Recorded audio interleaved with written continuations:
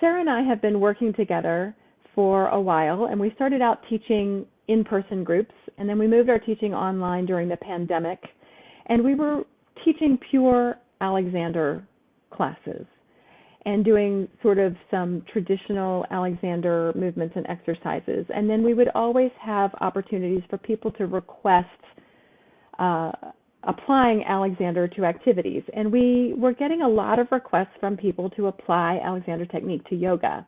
And since we have both practiced yoga and use yoga as an opportunity to practice Alexander technique, we decided to do a trial class in November and December last fall, 2020. So we created a 5-session class, and we did a different theme each session. And it was really, really successful, but we realized very quickly that each individual theme, really, we could work on that theme and explode it out and make it more rich and robust. There was a lot of material that we could explore for more than just one class. So that's what we did. The Alexander technique, the gift of the Alexander technique is to give ourselves a chance to slow down the nervous system.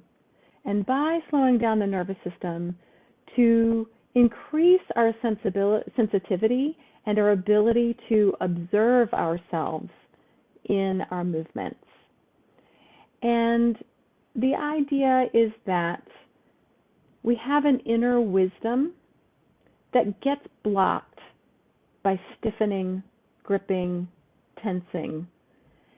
And with Alexander technique, the approach is to continue to ask ourselves to do less.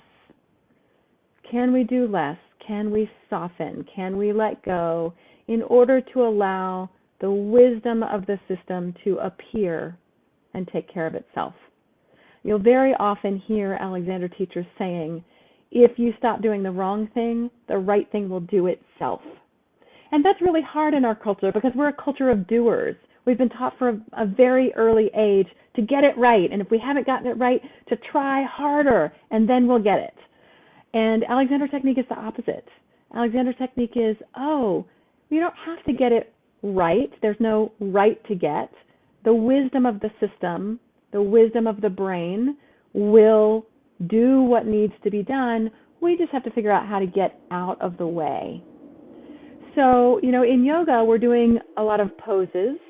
And so there are general ways to do those poses. And so we'll give some tips around things like alignment and where things are supposed to be placed for the poses. But these are really sort of general guidelines that we relax toward. We soften in the direction of those general outer shapes in order to let whatever our own sort of patterns and habits are to inhabit the shape from the inside out. And so really that's going to be the approach. We're going to go back and forth between cueing some shapes and asking ourselves if we can soften and do less, and cueing some shapes and asking ourselves if we can soften and do less. The other piece of that is, you can probably already hear it in the way I'm describing it, is to be non-judgmental in the work. So it's not about what's right or wrong.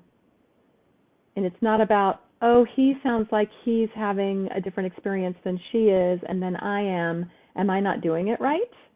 So we're just going to get rid of all of that sort of chatter of the mind, and we're just going to allow what shows up for us. And what shows up for you might be different than what shows up for me or another person. And whatever shows up for you, that is your work. That is what you need. That's what your nervous system needs. That's what your consciousness needs. And you're going to work on that and be curious about it and explore it and play with it, and trust that that is exactly where you need to be right now.